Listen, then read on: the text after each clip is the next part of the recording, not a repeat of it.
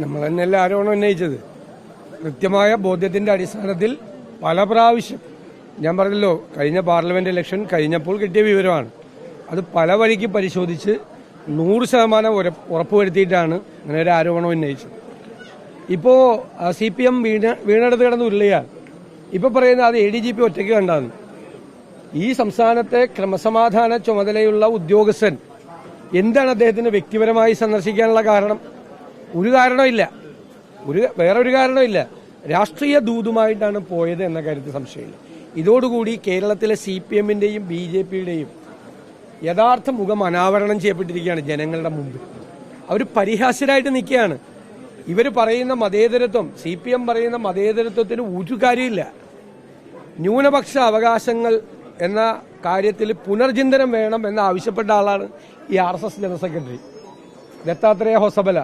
Minority rights പാടില്ല എന്ന് പറഞ്ഞ ആളാണ്. ആ ആളെ കാണാൻ വേണ്ടിയിട്ടാണ് മുഖ്യമന്ത്രി ദൂതനായിട്ട് ഈ DGP-യെ അവിടെ വിട്ടത്. വേറെയും BJP നേതാക്കന്മാരെ കണ്ടതായിട്ടുള്ള വാർത്തകൾ പുറത്തു വരികയാണ്. മുഖ്യമന്ത്രിക്ക് ഇത് അറിയാലോ. മുഖ്യമന്ത്രി അറിഞ്ഞുകൊണ്ടാണ് ഇത് എല്ലാം ചെയ്തിരിക്കുന്നത്. അതിന്റെ തുടർച്ചയാണ് തൃശ്ശൂരിലുണ്ടായ അട്ടിമറി, BJP-യുടെ അട്ടിമറി വിജയം. ഇതാണ് ഞങ്ങൾ ആരോപണമായിട്ട് ഉന്നയിച്ചത്. ഞങ്ങളിത് ഇപ്പോൾ പറയുന്നതാണോ? CPM BJP ബാന്ധവമുണ്ട് എന്ന് കഴിഞ്ഞ അസംബ്ലി തെരഞ്ഞെടുപ്പ് തൊട്ട് ഞങ്ങൾ തുടർച്ചയായിട്ട് പറയാണ്. കഴിഞ്ഞ അസംബ്ലി തെരഞ്ഞെടുപ്പ് കഴിഞ്ഞപ്പോൾ RSSന്റെ മുഖപത്രമായ ഓർഗനൈസറിലെ പത്രാധിപരായിരുന്ന ബാലശങ്കർ തന്നെ ഈ കാര്യം സമ്മതിച്ചു.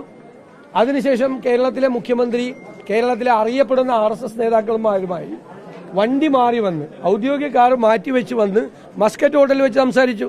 ഞാൻ നിയമസഭയിൽ ചോദിച്ചപ്പോൾ അദ്ദേഹം തലകുനിച്ചിരുന്നു, ഉത്തരം പറയാതെ.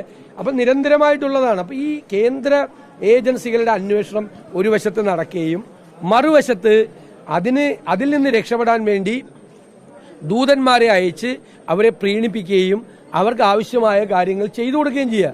ഇത് തന്നെയാണ് സുരേന്ദ്രന്റെ കുഴൽപ്പണ ഇടപാടിലും ചെയ്തത്. സുരേന്ദ്രൻ പ്രതിയല്ല, സുരേന്ദ്രൻ രക്ഷപ്പെടുത്തി. ഇത് അങ്ങോട്ടും ഇങ്ങോട്ടും പരസ്പരം പുറഞ്ഞൊറിഞ്ഞു കൊടുക്കുന്ന പരസ്പര സഹായ സഹകരണ സംഘമാണിവർ. ജനങ്ങളെ കബളിപ്പിക്കുക. ജനങ്ങളുടെ മുമ്പിലാണ് ഇവർ പരിഹാസ്യരായിട്ട് ഇവിടെ നിൽക്കുന്നത്.